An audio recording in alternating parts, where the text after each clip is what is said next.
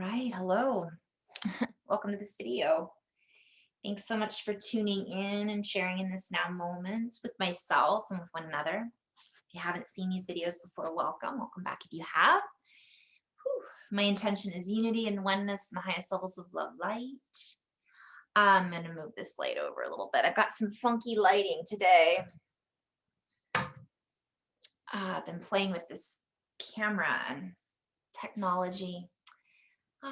So I would like to give a little energy update and then maybe go into some flow. I haven't been doing as many videos. For those of you who have followed this channel for a while, thank you. And for those of you who are just finding this channel, thank you. If you've watched my videos before, I kind of morph. I go through shifts and changes, and my light language changes, and the way that I communicate changes, and the way that I look changes, and we're always in this constant state of flow and change. And this whole last few months has been quite the flow and the shift, and the changes have been quite significant. I put a light up and now it's shining right in my eyes because it was so dark in here. So symbolic. It's been such a massive shift for myself personally, and I know for many of us out there that are all in this, that it's been challenging for me to communicate, period, across the board. Communicate with my husband, communicate with my co-workers, communicate with my family and friends, communicate with myself, source. Communication has been one of those things. It's like we've upgraded. And now what do we do? We've upgraded, so the way in which I've played has shifted. The energy in which I sit in has shifted. And so my husband and I have been playing with this, which has been challenging at times, but really cool at other times too. It's like some of the old ways of communication in all of my relationships has shifted in such a way that it takes this period of adjustment. It's an adjustment period to kind of recognize that, oh, this is the new way. And how do I describe exactly what those communication changes look like? Because I realize that that would be a question that somebody in the collective would have. And the only way that it's difficult to describe in a linear fashion because we are multidimensional, multifaceted beings. And we are a walking embodiment of many different frequencies, many different memories, many different habit patterns. And from my perspective, as all of these videos are just my perspective based on my own journey, is that it's different for everyone.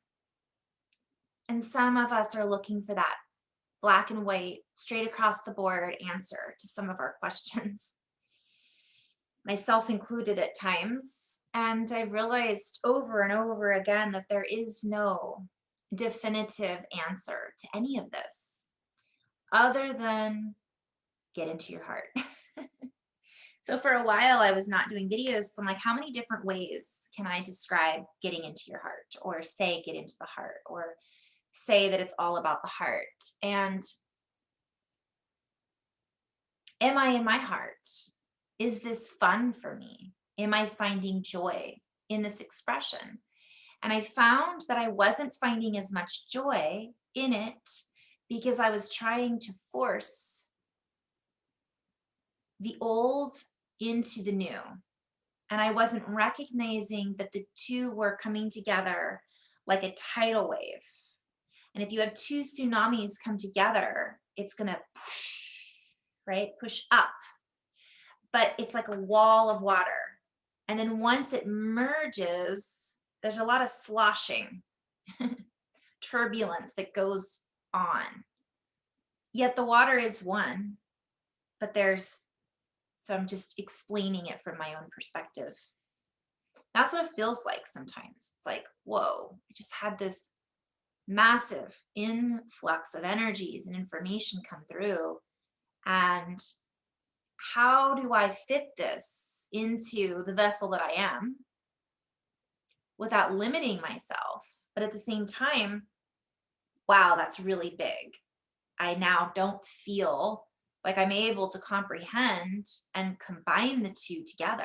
It's not two, it's infinite, infinite, infinite. But if this makes sense. So I have the crown tingles today. Itchy. I'll talk about that in just a minute because I think that's always important to kind of share a few of the little physical things that have been happening in my world. And this I share because it's happening in many of the beautiful beings that I connect with in their world as well. And so the energies are so high and so big, but anything that isn't in this, anything that is stuck or rigid or is really holding on to the old, and I don't just mean to the past, but maybe the past way in which we interacted with ourselves or nature or our relationships, the past beliefs that we may have held as constructs of our reality that now don't make any sense, but we're still hanging on to them because that's the only thing that we have left that we feel we have control over. And I kind of just went into like 5 other areas and arenas because I'm talking about how our communication has changed. I'm talking about how it's challenging for many of us to be in that space of expanded awareness, yet at the same time, not limit ourselves, but at the same time, be human. And this also has to do with how we, what are we holding on to, right? Control. I've seen this play out in many different, all kinds of things. I see it on the television, I hear it on the radio, I see it in my relationships with family and friends. I see it in sessions. This underlying need to control our reality because things have shifted so drastically that many people do not feel that they have control over anything. And from another perspective, we do have the choice to control how we respond to the feeling of not being in control. And I even hear as I say that, there'll be those that say, well, I can't control how I respond. I'm a human and I'm a galactic or whatever label we want to label ourselves as. I am a person who is passionate about what I'm seeing going on out there. I can't control my emotions, my emotional response. And from one perspective, I would have to agree.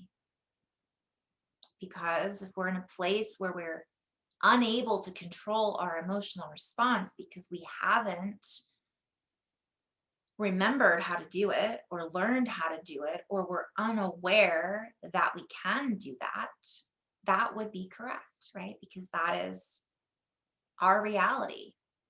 But from another perspective, we do have the ability to control how we respond. That doesn't mean that we're controlling how we feel. For example, I might see something and feel sad or anger or frustration, but I have the ability to control my response to that feeling or emotion and how I project that out into the field around me. So I could feel anger, but that doesn't mean I need to respond in anger. And I think that's where many beings, they learn that they want to speak their truth and share their truth, but they're not recognizing that that truth could shift from day to day as we recognize where our perspectives are in that moment of that truth. as we recognize that this is true for me right now, but tomorrow I might learn something else about the world or about myself that would then change the truth that I am believing in right now. And that's, again, another facet of what many of us are experiencing. So we've got this. So I'll come back to that in just a moment if I remember. Whew. So many of us are making adjustments. And when we make these adjustments, I call it a grace period, but that's a play on words. It's that ability to really find and hold grace, right? I should have grabbed my phone so I could share some of these definitions. That can be very challenging.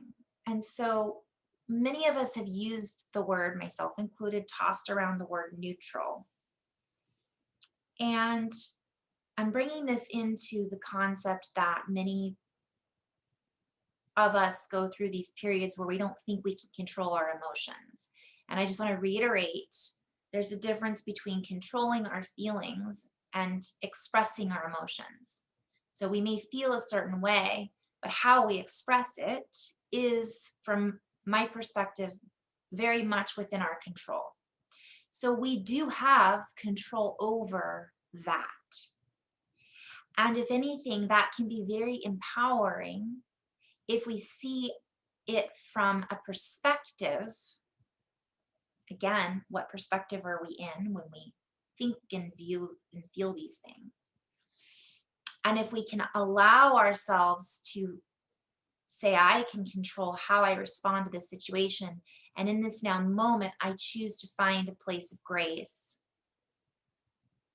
And then that will shift sometimes our feeling and our emotion that are attached to that particular story or particular reality or particular experience.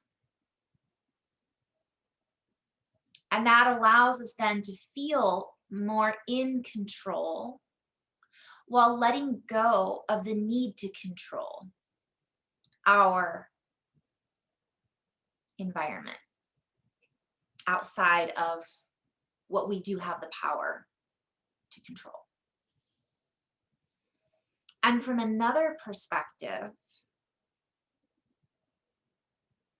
we are then in a space, I say a space of grace, but grace for me is also a place of divine neutrality. And if we're in a place where we are constantly being, this is a whole topic that I think is important to delve into. And I think my dear sister Candace would appreciate this. I think my friend Kat would appreciate this. Jess, we're all going through these. Sometimes there's this pressure on us that we put on ourselves. And sometimes the pressure is to be neutral, to be in a place of grace, to stay in composure. We are the composers of our orchestra. But there are going to be crescendos in this orchestra. There's going to be areas of the orchestra that are called for a higher frequency and the slower bass and the story behind it. And that's how our lives are. And it all connects. So this place of neutrality can sometimes be tricky. And I'm wondering if I should go into a separate video on this, but then again, I say that all the time and don't ever follow up necessarily with the same video. So one might argue, and I'm not here to argue, I'm just giving a presentation from my own perspective based on my own experiences. And so this is not to be right or wrong. It just is an expression. And as I stay in that isness of the expression, I hear all of these things that come through. Neutrality is this. No, it means that. Grace is this. No, it's this. And the reason I say it can be tricky is sometimes we think we're in a place of neutral compassion. And again, I invite you to be open-minded and open-hearted when feeling what it is that I'm speaking about. Because part of what I'm speaking about or speaking through is a language program that's been programmed into our vocabulary that we then attach certain feelings and emotions to. And we're even being invited to recognize that. Am I attaching to a certain program or habit pattern because of this particular word that has been introduced or embedded into my thought structure, infrastructure, that I then created a belief around? And we could go so many layers with that too, but I'll try to keep it back into this playground. And so we then will hear something and it triggers us. And even the word trigger, I've talked about this before, can be seen as a negative or a positive. Let's just call it a trigger. It activates something within us. And that can be higher or lower. But visualizing or offering a place of neutrality around that particular framework, those both can move us higher or lower into a certain action trajectory, move us out of one pattern into another. So technically, a trigger can offer flow. It can get us out of stagnation. It can get us to ask questions about ourselves. It can get us to what some might refer to as a higher level. I call it a deeper layer of expansiveness from my perspective. So when we are putting ourselves in a position where, oh, no, I need to stay neutral on this. I must be in control of my emotions. That can be offering us a false sense of security, thinking that we're in control. But in another version of that layer, we are then saying that one thing, but inside that is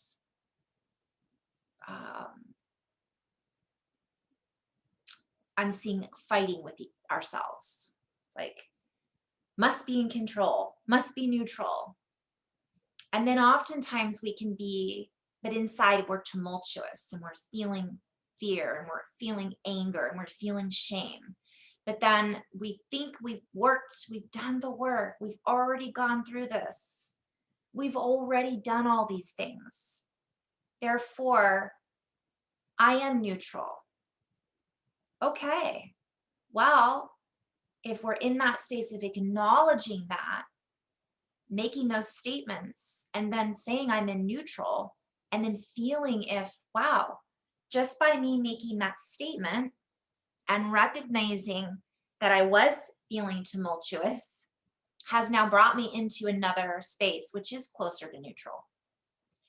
That, from my perspective, is what I've been doing constantly. And what many people are finding themselves kind of playing with and going in and out of.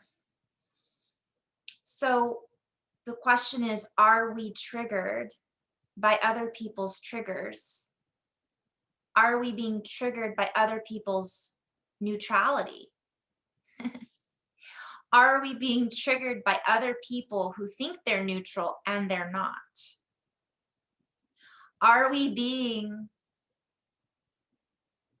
neutral in our own awareness of those triggers and our own awareness of those individuals who aren't necessarily recognizing that they are in a constant place of a constant sea of denial? And if they are in that constant sea of denial, Are we being neutral if we then, because we're triggered by that, and we dictate to them how they should be behaving? Wow. So when I first started doing sessions, and I know I just went kind of all over the place, but it's just fun to really feel into this a little bit. Am I triggered by other people's triggers? Am I triggered because this person never gets triggered? They think they're in this perfect place, and I can feel that they're not. So, or isn't that interesting, right? Wow, interesting that I just felt frustrated that they are living in this little bubble that isn't even real. Or vice versa, I could be frustrated that they're living in a bubble that is real for them. And here I've done all this work, they haven't. I mean, there's so many layers. It's amazing, these thoughts and patterns that come up. And these have come up for me over the years, over the months, over the weeks. They've come up in session, they've come up in conversations that I've had with energy work. And so when I first started doing this work, I was definitely, so for those of you who did sessions with me a long, long time ago, I really honor you, because I was also in a place of learning from you. We learn from each other, right? But I wasn't always neutral, right? And sometimes by us recognizing when we're not in that place can help us get there. Get there isn't even the right word, right? Can help us feel our way into the expansiveness that neutrality offers. And again, my friend Candace and I were talking about this the other day, and I was seeing neutral. She was asking me, what does it look like to you? And I see it as a circle, a perfect circle. But a perfect circle has a membrane around it that holds that shape. And I see it as fluid. Things go in and things go out. It doesn't push things out, yet it doesn't keep things in. I see it as this fluid pattern that is there, and it is in a space of equilibrium. And I feel oftentimes that as humans, our capacity for holding that space is beautiful. But so are the emotions and the feelings that we experience, so that we can oscillate and see from all perspectives is beautiful too. And being able to see ourselves from a place of non-judgment, or from a place of, wow, I honor that person in the journey they're on, and leaving it at that, and not necessarily saying, wow, I honor that person in the journey they're on. They really had a hard life. That's that extra step of, are we feeling it's hard to explain, put that into words, so I'll have to play with that a little bit. Just leaving it at that. And that coming from that place of not seeing a person as a victim, not seeing a person as a tyrant, not seeing a person as, you know, poor or rich, not seeing a person as, and I'm saying especially in the light worker community, this can come up a lot in the light worker community, but politics, it's subtleties that we sometimes miss because we think we're aligning with what we should be aligning with. And we're missing the subtleties that are showing up for us to show us that we aren't neutral. We are in a place of judgment, whether we are acknowledging it or not. Then recognizing that we were in that place is what sometimes puts us into a space of, oh, okay, I was actually judging that person, thinking that they've had a really rough life. And I was thinking that it made it harder for them to get to this place. But that may not necessarily be true. And that truth, if I buy into that and I keep saying, oh, that person's just had it so rough, and that puts me into the victim, seeing them as a victim. And that doesn't mean they see themselves as that, but that could be where I'm looking at that from that perspective, from that angle. And we all do it. It's not like it's something that isn't a human experience, right? So the question is, are we aware? And when we do become aware of where we're at in this neutral zone, if we're not really neutral, are we beating ourselves up over it? Are we labeling ourselves? So this is a constant state of flux. And when we're in true flow and in true neutrality, all that stuff just kind of dissolves. Yet it doesn't mean, from my perspective, that we still can't see it. We may not be so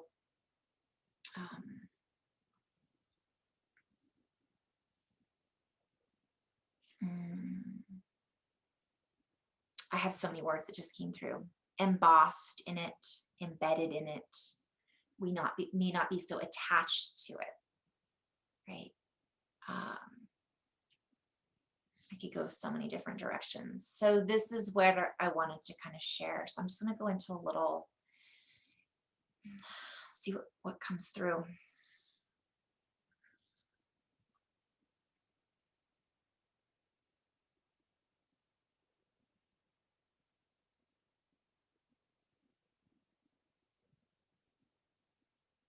And this constant state of pressure, if you will, pressure and pull,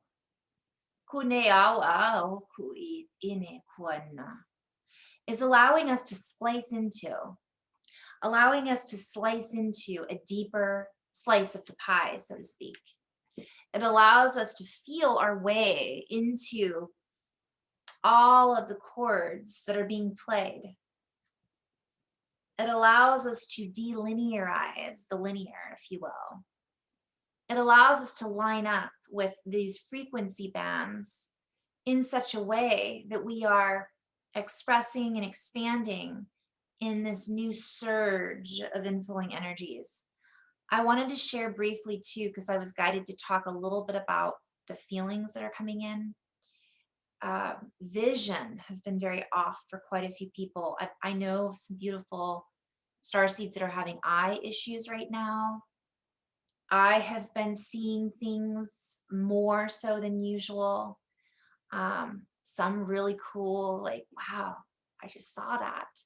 Some of you watching this might have seen things your whole life. You might have always seen spirits or plasma projections of beings that have passed on but are still connected with us. People that have seen auras or spaceships or things like that. But more from myself and my perspective, I'm seeing more because that veil has thinned, and this veil of reality, it's like we're seeing through it literally. And I'll literally see energy in a completely different way. This can be somewhat distracting when you're trying to have a conversation with someone at the grocery store or even in session.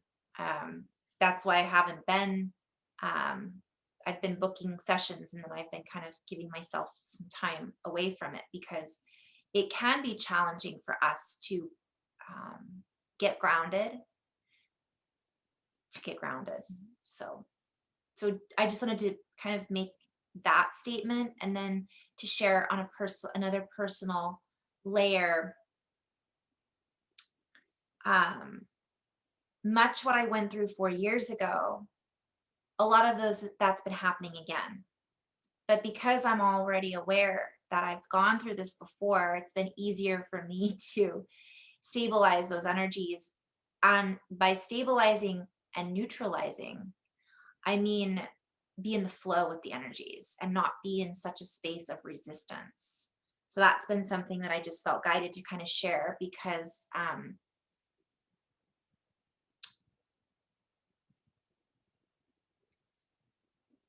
some of the people that I know get the body shakes. I call them the body quakes. It's like brrr, the whole body feels like it's vibrating. I get tingles, scalp itches, heart palpitations. I haven't gone into this in a while, so I'm just going to kind of just blow it all out there. It's different for everybody. I've been getting my feet, all of a sudden I'll be grounding and it'll just be complete, like sweaty palms, sweaty feet. Like, whoa, where did all that energy just pool right there? So everything is kind of morphing in our physical. Like for me, it's like instant detoxification sometimes. So I've been trying to drink a lot more water, which I need to do that in just a moment. What else? The eyes, lights behind the eyes, so much. But what I wanted to share is, 4 years ago, I went to the doctor, I went to the hospital, I went to the neurologist, I had an MRI, I had a CAT scan, everything done because I really didn't know how to control this. And I think this pulls it back into control because I can't necessarily control how my body is going through these upgrades from one perspective. From another perspective, I can eat right, I can exercise, I can limit my toxins, I can drink clean water, do my greens, chlorella, all those things, fish oil, or if you're vegan, marine. What am I trying to say? Whatever was in the fish oil. I can't think of it. Q10. Anyways, there's all these things I can do. Limit my amount on EMF frequencies, wear blue blocker glasses. But if I'm already doing all of that and then I still have this stuff going on, go to the doctor, right? Make sure we follow our due diligence. But if that feels what we should do, obviously if it's something serious, it's important to go to the doctor because it could be something that could be easily fixed or corrected with modern medicine. But beyond that, if I know nothing is going on that can be fixed or corrected with modern medicine, there is nothing that can be found, then it requires me controlling how I respond to it. So my old way was I would get frustrated, right? I would get, I can't sleep tonight. I'm tired of this, right? Okay, yeah, I just want to get some sleep. Well, guess what?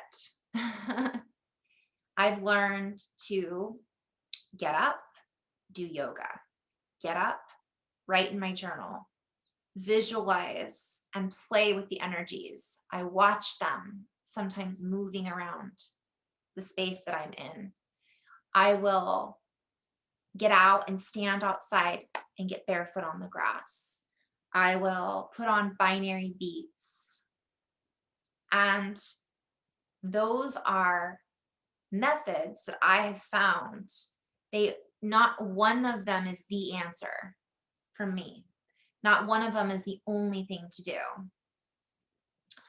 I find that if the heart palpitations and anxiety comes up because of that, then I start to question, well, what am I seeing?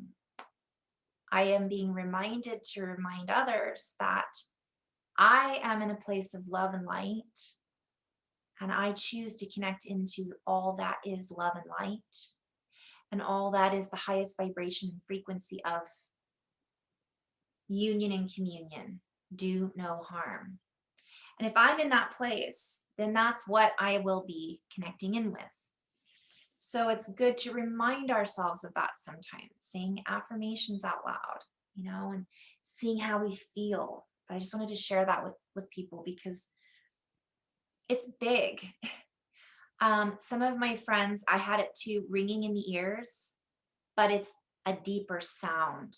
It's a deeper harmonic. It's a deeper resonance. I had to like squat down the other day in malasana. It's the yoga pose, I believe, where you put your elbows in your inner thighs and get into a squat. And I literally was holding my hands in my head and just allowing myself to really get down close to the earth. And I was in a second story building, so I couldn't get outside right then. And I literally felt like, you know, the ship had keeled over and I had this sound. Um, so, and I'm not the only one experiencing this, by the way, guys, because there are those moments where you'll tell someone, this is what I'm experiencing. Not everybody is experiencing it in the same way. And also, something I've learned over the years is that people will experience it and then they'll forget that they experienced it. And I think that's always really funny, because I've had sessions with people where I'll say something along the lines of, well, they'll say, oh, I never get, well, I could go on and on, but let's just use this as an example. No, I don't have any trouble sleeping. Or they'll say, I do have trouble sleeping. Yet then they'll tell me about all of the dreams that they're having. So they're obviously in REM, right? REM. And so that means they are sleeping. Or vice versa. They'll say, oh, I don't have any trouble sleeping or falling asleep. Yet then they'll tell me they were up at 3 o'clock in the morning or 2 o'clock in the morning every morning. That wasn't a really good example. Sorry. Let's use another example. I'll have someone say, I never have synchronicities. I never get guidance from my guides. And yet we'll go into conversation and I'll start asking questions that I'm guided to ask from source, their higher self, my higher self. And all of a sudden they'll go, yeah, it's so funny. Every time I think of so-and-so, they call me. Or every time I am getting ready to pick up the phone, so-and-so is on the other end. And it's so funny. We have that connection. Hello. That is synchronicity. That isn't just a coincidence. How many other things do we have that are showing up for us that we're blowing off as coincidence when it's all connected? That's an example, but also the same with physical symptoms. So oftentimes I'll work with someone and they'll say that they've never had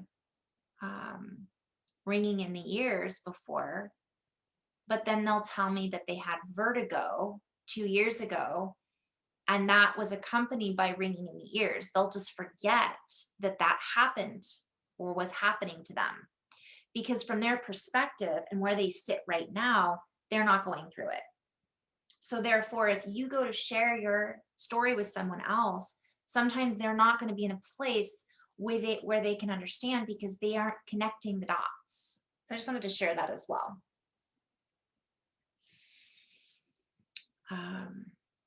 So this comes back to needing to be validated. So whether it be about our physical symptoms, I just went through this recently. I was experiencing some inflow messages, and I really wanted, my husband to be like, wow, Carrie, that was amazing.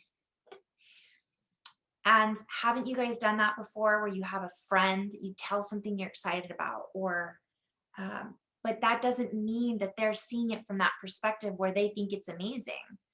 And my husband was sweet. He was basically like, well, honey, I'm excited that you think that's amazing. And I realized then that I was being triggered by him not being seeing things from the same perspective. That doesn't mean that he's not awake, by the way. That doesn't mean that he's not on this journey in his own way. And he doesn't have to see things from the same point of view. And that's something that many people find challenging, is especially if they're married or with a partner, or, in a relationship, you don't have to see things from the same perspective. It doesn't have to be that, and many times it won't be. And oftentimes that in itself can be a gift, because then you're able to see things like, well, I can't believe you didn't think that was magical. But different things make we all tick differently, right?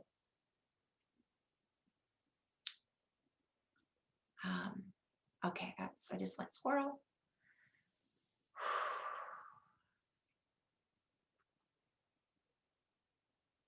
Okay, I'm being guided to talk about the levels of support. So part of this is what I just used as an example. There are many people who aren't feeling supported by their spouse, partner, family, friends. And there are levels of support. I gave an example just a minute ago, right, of my husband. Just because he doesn't see things from the same perspective, because he's not the same person that I am, doesn't mean that he isn't supporting me on my journey. And it can be challenging for us sometimes to recognize that we are being supported. It just might not show up for us or look like we think it should. It may not show up for us in the same way that we think it should. And that's something that I've been guided to share, to keep in mind. Because if we're looking for support and we want it to look like complete and total perfection, or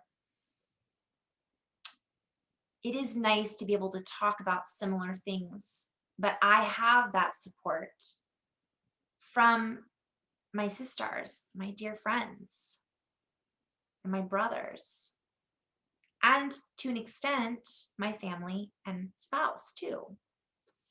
And oftentimes that support, it is not just oftentimes, it's equally valuable.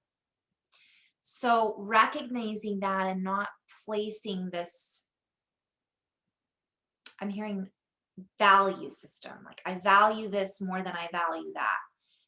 But at some time when we have a very human experience and we just need that person to tell us it's going to be okay, we don't necessarily want to hear about the galactics in that moment, right? Well, some of you guys out there are like, no, I always want to hear about the galactics. I get that. I understand. But there might be that moment in our life where we're just like, ugh, I don't want to talk about ascension. I don't want to talk about the galactics. I just want to eat my sandwich, sit outside on the grass, and drink a Coca-Cola, whatever it might be. That's my point. That's a whole other rabbit hole, because if somebody is triggered by bringing the word Coca-Cola into it, the company they are, what they put in their food, and how much sugar is in it, and ooh, don't do that. Again, what are we being triggered by? What do we feel the need to dictate to others about how they live if they're not asking for that? So fun. Our support system. I am seeing it literally in everything. But it doesn't mean we're going to feel that way all the time. There are going to be moments when nobody understands what we're going through, even if we're going through the exact same thing, because we're not the same person. What is that, Tom Petty? You don't know how it feels to be me. Nobody knows really how it feels to be somebody else. We can speculate. Thank you, buddy. I think he's going to bark. Thank you. We can understand from our perspective, and maybe we've gone through the same feelings, emotions, loss, trauma. And so we can be supportive of those that are going through the same or similar experiences. But I might be experiencing something, and as I'm going through it, I'm in a stage where I don't feel like I'm a victim. And somebody else who went through the same thing is still in that victim stage. And I say stage because many of us have been in that stage. We all go through it and experience it in different times in our lives in different situations, but they might still be there. And so here you are sharing in this experience, thinking that they're going to understand you. And instead, they are supporting a victim mentality. And that's not where you're at. You don't want to be seen or treated in that way. So therefore, technically, that person cannot fully support you. Cannot is not the right word, but in that, from their perspective, they're holding a different frequency match than where you're at. And I'm using that as an example. It could be a lot of things. You know, it could be that that person's gone through, or another person, they've gone through the same loss, the same traumas. And I've done this. Oh, I get it. I understand how you're feeling. I've been there. I know what it's like. No, I don't know what it's like. But I do know what it was like for me. And in sharing that, sometimes that can be the support that others can feel into.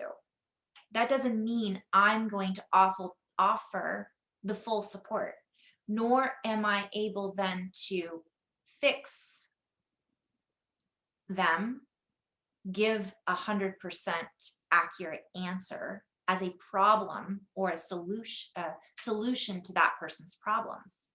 So I may have experienced childhood trauma, which makes it easier for me sometimes to understand from one perspective what another person is going through because they've had childhood traumas similar to my own. But they may not have done anything about those childhood traumas, and they may be in that first phase, we'll say, of anger and frustration. And I can see that. That doesn't mean I can go in there and take that away from them or say, this is the affirmation that you need to use to fix that. That's what worked for me. That doesn't mean it's going to fix or be the 100% answer to somebody else. This can be challenging for many of us as healers, which again is just a label. We're all healers. We're all healed from one perspective, right? Because many of us want to take that pain or help them or fix it. But sometimes it's not about that. Sometimes it's just about holding space. I just went into another field, but there's a lot of beings out there looking for support, but we're really being invited to recognize that we're a support system and network for each other, but we receive our support from everything. And whether or not we're able to really receive it or accept it or utilize it is up to the individual. So we're being invited not to push our support on others, yet at the same time, take away from somebody else's experience. They may be saying, I might have a session with someone, and I know I've talked to others who do this kind of work too, and this person reaches out and says, tell me what I need to know. And oftentimes it's not about me telling them. It's sometimes just about me asking the right questions that I've been guided to ask that help them to recognize that they already have the answer. Everybody already has the answer, but we support one another in helping to find it, remember it, recognize it. So sometimes it's not about me answering a yes or a no. Sometimes it's about asking, why are you asking that question? Is there a more important question that you could be asking? And if you don't know what that is, then where is this question coming from? So this is another, back to what I was saying at the very beginning of this video. This has taken some adjustment period for me when I'm doing sessions with other humans, light workers, healers, mediums, channels, people. It's different for everyone. And so that space of holding neutrality can be I'm being guided to say seemingly challenging, because it's not challenging if we're able to find that space because we're in flow. But there will be things that come up, especially around support right now, because it's back to that control. Some people are feeling the need to control how they support others. Some people are feeling the need to control how they are being supported. And yet when I say support, I hear the word superport. So essentially, we are ports porting into this network, and we are the super. We've got our superport powers, and we each have different skill sets. And so there is no wrong or right if we're not stepping on other people's toes. And even that, is that wrong or right? What is wrong? What is right? I always come back to, oh, my phone's just gonna keep ringing. I'm just gonna pause that.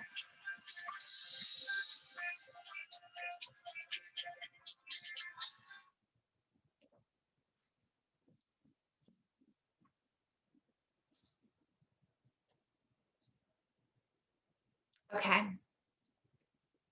It's a really long video.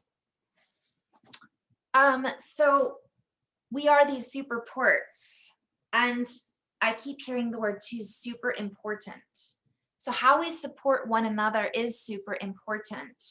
Let's break that down a little bit. Super, right? Superpowers, extra special, but super important. What are we importing into our vocabulary? What are we sharing with one another? And again, how are we expressing? Is it from a condescending place, even though it can be a tricky condescending place? I have what I've referred to before as the big sister syndrome, and I will do that. Can't believe you're doing that, right? My sister, for years, and I gave really good advice.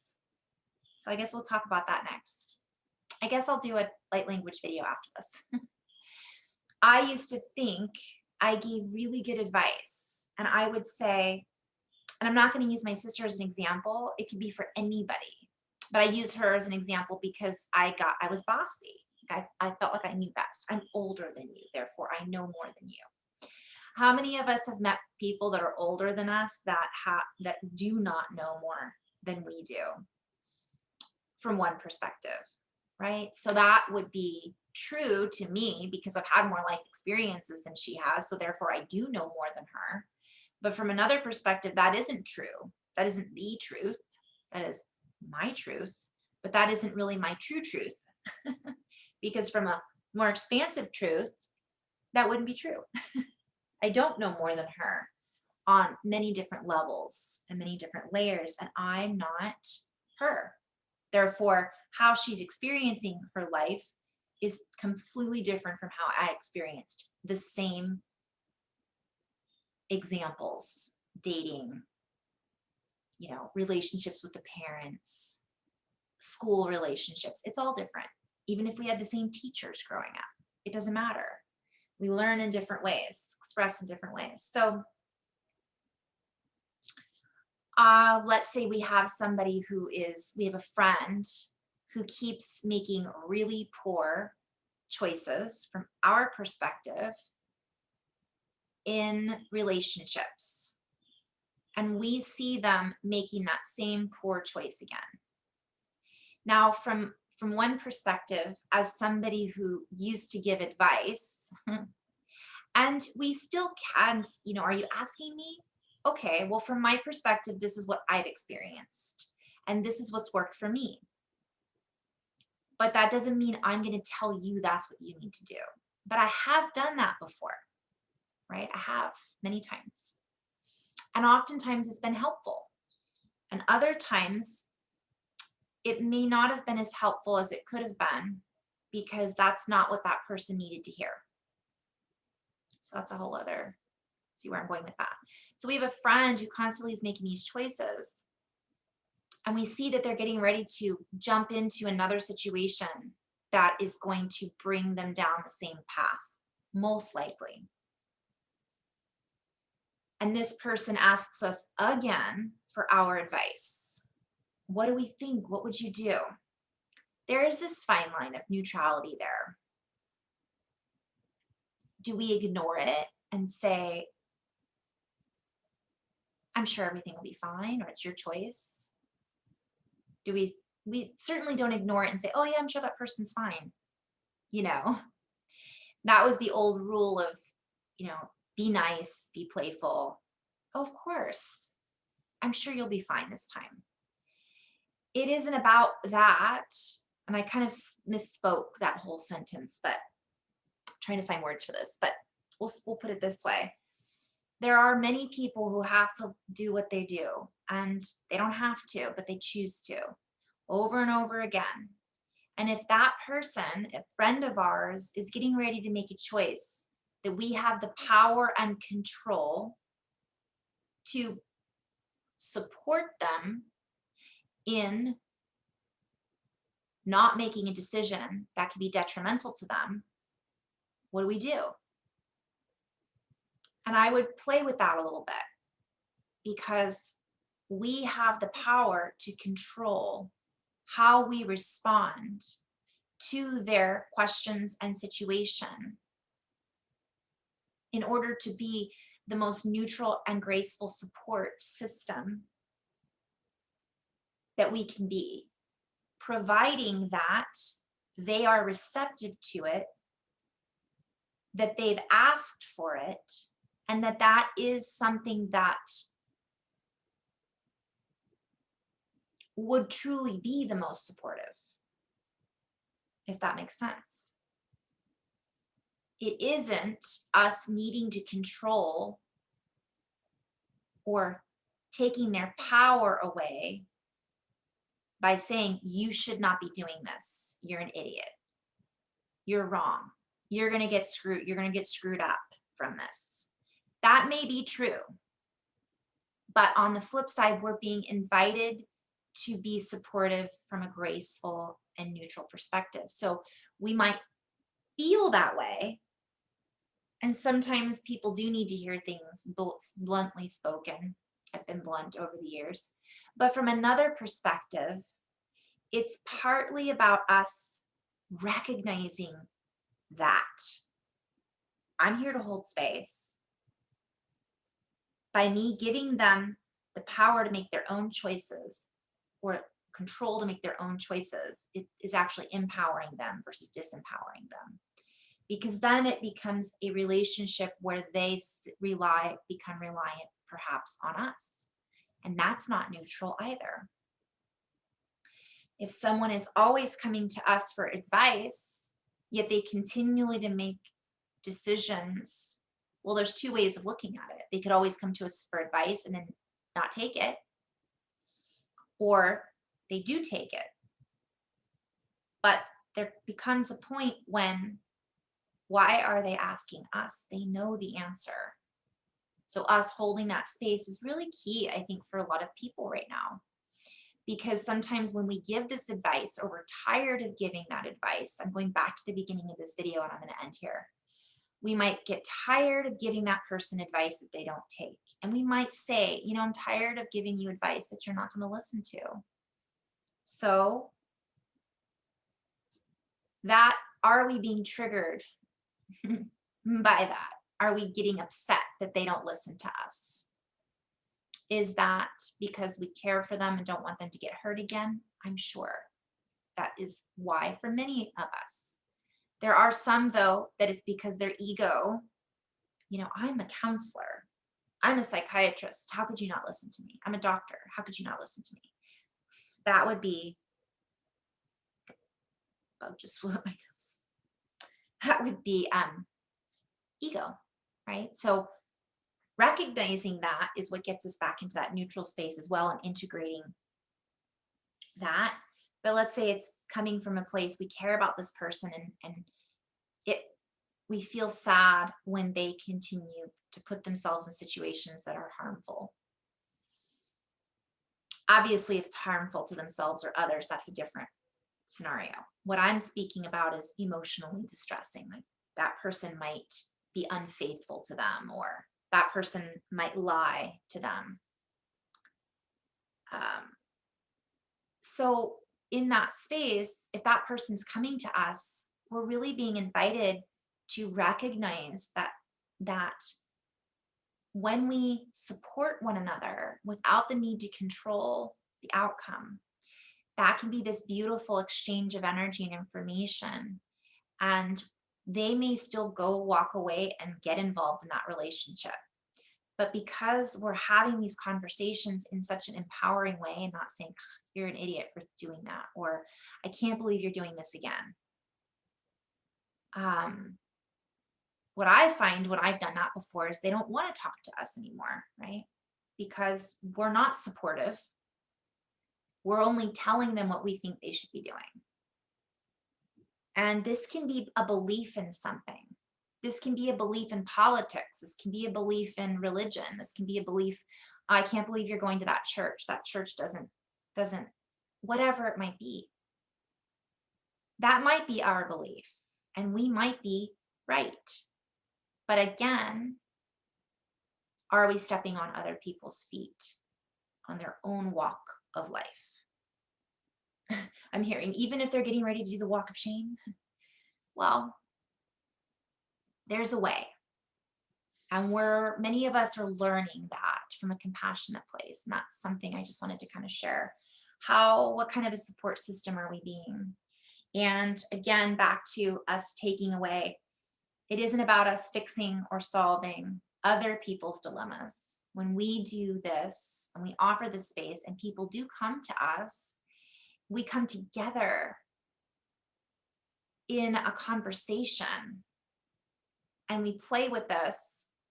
And sometimes just by us talking about these things, that other person goes, I never thought about that before. Wow. And then we let go of the need to control the outcome. It's very interesting. I'm going to end on this note because I could keep going and going and going. So I didn't do any videos for a while. Now I'm just like, here it is. So this is what I've been learning. This is how I've been experiencing things. This is all from my changing perspectives. So I'm sending you guys big hugs and love and light. Thank you for everybody that's made it this far into the video. Again, I will be, if you would like to connect, you can go to carryyvonne.com. It's best to do it through there because then it'll send me an email. I am not taking the time to look at comments right now. I've got a lot on my plate, which is very exciting. So I will be disabling the comments section, but please feel free to reach out through my website or through Instagram or Facebook. I still don't even, I just realized the other day that there's a whole other section in Instagram. Like I didn't realize that there's a general and then another one. So I had like all these messages on Instagram from months ago. So guys, thank you for your patience. And I just, yeah. Then I got frustrated with myself and I felt bad because I never responded. So best thing to do is send me a message on my website, because then it'll go through my email and then I'm not in 3 different platforms if you choose to. But thank you so much. I am appreciative of everybody who's been on this journey with me, been on this journey with one another, been on this journey with Mother Earth and all of our helpers. In love and light, guys. Namaste. Psst.